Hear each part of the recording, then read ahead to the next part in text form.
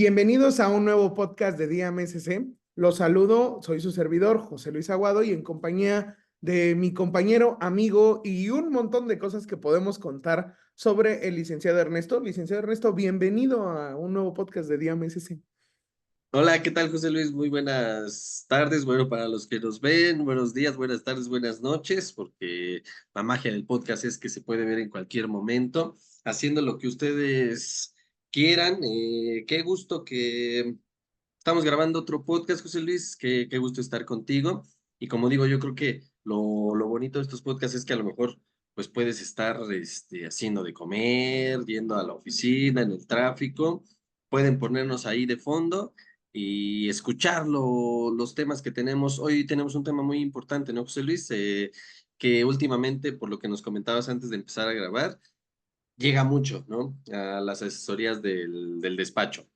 Lo que pasa es que como bien lo dices, ¿no? Y qué bueno que las personas, a veces me pongo a pensar que para nosotros es así como muy sencillo porque incluso estamos platicando y pues el hecho de poder mover las manos y lo demás, pero me imagino a alguien que nos está escuchando sin vernos, qué tan sencillo, qué tan difícil sería. Nunca lo he intentado porque siempre he visto los videos de DMSC a través de video. Sí sería padre como ver cómo se disfruta el podcast solo escuchado. Pero bueno, sí, está pasando algo muy recurrente. Recordemos que hubo una reforma precisamente en el año 2021 que cambió todas las condiciones de todo lo que tenía que ver con el tema de la doble nacionalidad. Para los que no sepan, tener doble nacionalidad es un concepto así bien extraño, bien difícil, muchas veces de entender, pero pues para más sencillo, ¿no? Si yo tengo un ascendiente familiar mexicano, pues tengo derecho a tener la nacionalidad mexicana. Y precisamente en el año 2021 se abrió un panorama de posibilidades así como demasiado amplio, con demasiadas condiciones, pero pues es un trámite que recurrentemente se hacía en los consulados. Entonces, ¿qué fue lo que pasó? Como todos ustedes saben, en Día MSC todos hacemos un trabajo muy bonito. La mayoría de las personas tienen contacto con un equipo de trabajo que dirige su servidor y después cuando inician los procedimientos van con el equipo que dirige, pues obviamente a bien entender el licenciado Ernesto, porque es el que se encarga de las cosas mágicas y hacer funcionar todo lo que está en Día MSC. Y pues a mí me toca la parte bonita que es contarles cómo qué es lo que pasa. Ahora, algo que pasa recurrentemente, Ernesto, es precisamente esto, de que las personas van al consulado y les dicen, no te puedo hacer el trámite. Llegan y sí pasa mucho de o traes un nombre diferente o cuando te casaste, quitaste un apellido y tu hijo cuando nació, o simplemente este detallito de name, middle name y surname, ¿no? Y el middle name no es precisamente primer apellido y segundo apellido como lo conocemos nosotros, ni tampoco es apellido paterno y apellido materno. Entonces, este tipo de cosas, el consulado actúa como con una cuestión de no se puede. Entonces, Exactamente. ¿qué ha pasado? La gente empieza a escuchar el podcast y viene con este punto, Ernesto. ¿Qué cambia? O sea, ¿qué hay de diferencia en tramitar el consulado y tramitar aquí en México? O sea, sí me gustaría que como que nos contaras como por allí, si deberíamos hacerlo en Ciudad de México, no deberíamos hacerlo, cambia un poco el criterio de quién depende, pues para ir, por ejemplo, por ahí como apegándonos a dónde vamos con las cosas, ¿no? Claro, es un trámite de inscripción. Entonces, lo que busca el trámite de inscripción, como bien explicas, José Luis, es el reconocimiento de un derecho, finalmente, ¿no? Yo tengo derecho a la nacionalidad mexicana gracias a que el esquema que deriva de la reforma constitucional, que ya hemos platicado en otro podcast, me permite acceder a ella, ¿no? Muchos pensarán y muchos llegan al despacho con la idea de, a ver, yo tengo papás mexicanos, aunque nací en otro país, por lo tanto, pues soy mexicano, ¿no? O sea, no hay duda. Y la respuesta es sí, pero no de inicio, porque se tiene que hacer un trámite que te reconozca ese derecho, porque muchas veces en el derecho, pues, hasta que no existe el reconocimiento por parte de la autoridad de tu derecho subjetivo, eh, pues se puede reconocer. Me refiero a que tiene que haber un documento en donde se acredite que tú eres nacional mexicano, porque si tú naciste en otro país, evidentemente va a existir un acta de nacimiento de otro país, aunque tengas papás mexicanos, pues en el acta va a decir que tus papás son mexicanos, pero no va a decir esta acta que tú eres mexicano porque además, evidentemente esta acta se está otorgando en otro país, ¿no? No le da, México no le da per se la naturaleza. Entonces, existen dos vías, como venimos diciendo. Lo podemos hacer en un consulado y lo podemos hacer en el registro civil mexicano. José Luis menciona la Ciudad de México porque aquí se encuentra la sede, vamos a decirlo, central, ¿no? La dirección general del registro civil en donde se llevan a cabo todos los trámites. Es válido hacerlo en un consulado, aunque muchas veces la dificultad con los consulados es pues encontrar una cita, el tema de la atención, el tema de los documentos, ¿no? De que se tengan que presentar, por ejemplo, documentos originales y no se tengan todos, si las personas no están en el exterior, en el país, entonces se puede recurrir a hacerlo también en el registro civil.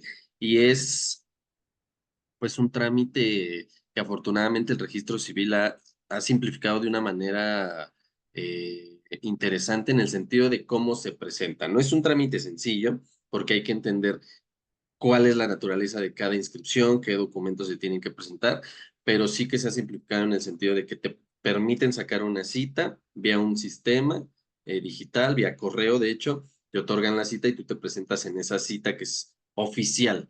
Hay espera, sí. Una pregunta, Ernesto, perdóname Nada, por la interrupción, pero te haría una pregunta adicional que normalmente me hacen los clientes cuando llegan con nosotros. Es, a ver, pero tengo que viajar, Ernesto. O sea, ya me dijiste, o sea, sí lo puedo hacer directamente en el consulado, también lo puedo hacer aquí en la sede federal del registro civil, la sede principal del registro civil en Ciudad de México. La pregunta es, ¿tendría yo que venir desde Estados Unidos? Porque muchas personas me dicen, es que mira, yo quiero ir a hacer mi vida en México, pero no planeo hacerlo ahorita. Mi punto es como planearlo, pues más o menos como en unos 6, 7 meses, pero pues me quiero comprar un departamento, me quiero ir a vivir a Mérida, me quiero ir a vivir a la playa, quiero vivir en Huatulco y el problema es que para que yo no tenga que pagar ese adicional del fideicomiso, pues necesito ser mexicano. La pregunta es, a ver, ¿puedo mandar a alguien a hacerlo? O sea, ¿puedo contratar a alguien a hacerlo? ¿Necesito venir yo?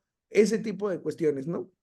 de hecho, esa es la otra gran ventaja, que se puede hacer mediante un representante legal. O sea, no es necesario que las personas viajen a México, porque se puede hacer con, en algunas ocasiones una carta poder, en algunas ocasiones un poder notarial tal cual. Pero sí, se puede hacer, pues en representación de alguien que está en el extranjero. Eso de hecho lo hacemos en Día MSC. Muchas personas quieren llevar a cabo esta inscripción. Nosotros hacemos la inscripción y una vez que se tiene el acta se procede casi siempre ya pues a los siguientes trámites, que sería obtener un pasaporte para poder viajar o llevar a cabo la regularización, la obtención de un documento migratorio para un familiar de la persona que quería el reconocimiento de la nacionalidad. O sea, hay muchas variantes, ¿no? Depende del árbol genealógico. Entonces, trámite que más o menos demora entre 2 a 4 meses, dependiendo la complejidad.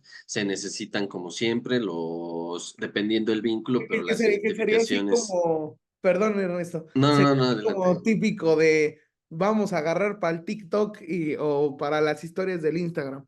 Pregunta básica. A ver, si habláramos de un caso sencillo y simple, que es la mayoría de los casos, licenciado Ernesto, ¿cuáles son los documentos básicos que yo tengo que contar para poder inscribir y obtener mi doble nacionalidad? Claro, siempre vamos a necesitar la identificación de las personas de quienes deriva tu nacionalidad, ¿no? Si son padres o en caso de se- podemos hablar en algunas situaciones de hijos, etcétera, ¿no? La identificación de las personas que tienen el vínculo, ambas identificaciones. Las actas de nacimiento, ambas, en este caso, Muchas veces las actas de nacimiento son de origen extranjero, como venimos diciendo, por lo tanto tienen que presentarse debidamente apostilladas y legalizadas.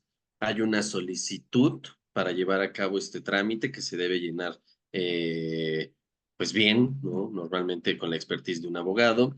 Se hace un pago de derechos y con estos documentos nosotros obtenemos una cita a la cual acudimos con los mismos a llevar a cabo el trámite de inscripción. Se requiere carta poder o poder de representación en el caso de que las personas no se encuentren en México. Y aunque se encuentren en México, ojo, el trámite se puede hacer por abogados, no es necesario que acudan personalmente las personas. Digo, Ok. esos son los fundamentales. Obviamente depende cada caso y pues cada caso es especial, entonces sí hay variaciones en los nombres o en las nacionalidades, por allí se puede llegar a necesitar una declaración jurada, una carta de identidad, alguna carta de origen, que son documentos que pues igual y podríamos explicar muy brevemente, ¿no, José Luis? Sí, o sea que precisamente es donde viene este elemento de por qué me lo niegan o por qué los consulados no me atienden. Como bien decía Ernesto, o sea, al final del día, lo que hacen los consulados es una labor, no podemos hablar de suplantación, pero sí tenemos que entender que es una labor de apoyo limitado.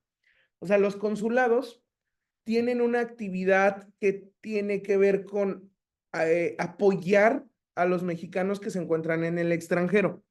Sin embargo, su actividad sí se encuentra muy limitada en relación a los acuerdos delegatorios y leyes y normas. Entonces, muchas veces los consulados no pueden exceder estas facultades y literalmente tienen que entender una cosa, que es así como un mito que a mí me gustaría derrumbar a lo largo del tiempo, que a veces nos preguntamos, ¿por qué las personas que trabajan en el servicio público son tan rudas o tan frías o tan complicadas? Recordemos que ellos dependen de hacer bien su trabajo y muchas veces el consuelo lo que dice es, a ver, si yo necesito que A más B me dé C, pues no van a funcionar, si no tienen el A, si no tienen el B, no van a dar el C. Entonces sí tenemos que entender que el consulado sí tiene actividades limitadas. La razón de la recomendación precisamente de acudir a registro civil federal es lo que dice Ernesto. Ahí vamos a tener personal de jurídico de la misma institución y cuando hablamos de personal de jurídico no es la persona de ventanilla, es literalmente un subdirector o un director que tiene ya capacidad de criterio de conciencia donde puede evaluar un documento. Entonces, ya él ya te puede decir, es que mira, yo la circunstancia del tema de los nombres ya la puedo entender por A o por B. Yo la situación de que te cambiaste el nombre sí me puede servir si me traes una affidavit o un documento, el documento de origen, donde te cambiaste el nombre y que venga apostillado y que venga traducido, o una fe de hechos, o un documento de cambio de identidad, o un documento que me acredite tal cosa, o tu abuelita no tenía su acta, pero sí tienes la de la mamá, o no tengo los dos documentos completos, o mi mamá murió, pero sí tengo no tengo la identificación, pero sí tengo el acta de nacimiento. O sea, son como consecuencias que nosotros sí tenemos y sí podemos nosotros representar a la persona, porque recordemos una cosa, lo que va a hacer el abogado es hablar por su cliente para poder explicar, mira, tenemos circunstancia A, circunstancia B y circunstancia C, cosa que no podemos hacer en el consulado, porque el consulado te dice, o me traes el acta, vienen los nombres completos, viene todo apostillado, viene traducido y me lo das literalmente para simplemente acomodar los nombres en el acta. Como punto final, la recomendación por la que yo no les digo que lo hagan en los consulados, el tema de los errores al momento de inscribir, que nos ha pasado, Ernesto, incluso aquí en Ciudad de México, ¿no? Si de por sí es difícil hacer cambios o hacer correcciones en el registro civil federal, que es donde está de raíz el documento, hacer una corrección en un consulado se vuelve algo brutalmente difícil. Entonces, yo para terminar, como mi tema de comentario, sí les diría, valoren mucho el hecho de analizar, acudir con uno de los abogados de DMSC para llegar a algo, ¿no? Y pues vaya, no sé si tú quieras agregar alguna otra cosa, Ernesto. Sí, sí, sí, que es un trámite, como decimos, que tiene la simplicidad que le ha otorgado el registro civil, pero tiene detalles muy importantes que cuidar, por lo tanto, es importante contar con la asesoría de un buen abogado. Entonces, si tú consideras que tienes el derecho de adquirir la nacionalidad mexicana, pues lo mínimo que puedes hacer es contactar a los abogados de Diam SC y como siempre decimos, seguir el canal de YouTube, darle clic a la campanita para que sigan viendo los próximos podcasts. Estamos en Instagram, estamos en TikTok, vean la página web en donde publicamos artículos, hay varios publicados acerca del tema de la inscripción y déjenos sus comentarios y sus dudas. Ya si queremos una asesoría personalizada, no duden en escribir vía WhatsApp. Tratamos de brindar una asesoría lo más pronto posible a todas las personas que están interesadas. Allí el licenciado José Luis estará encantado de atenderles. Y por mi parte, nada, agradecerte mucho, José Luis, como siempre, tu compañía y tu conocimiento y a toda la gente que nos sigue. Por favor, no regálenos un like, si esta información les ha servido, por lo menos regálenos un like, eso nos ayuda mucho a llegar a otras personas que están interesadas igualmente en estos temas. Y pues nada, si quieres despedir el programa como se debe, José Luis. Nos vemos y nadie es ilegal en este mundo. Hasta luego. Hasta luego, amigos.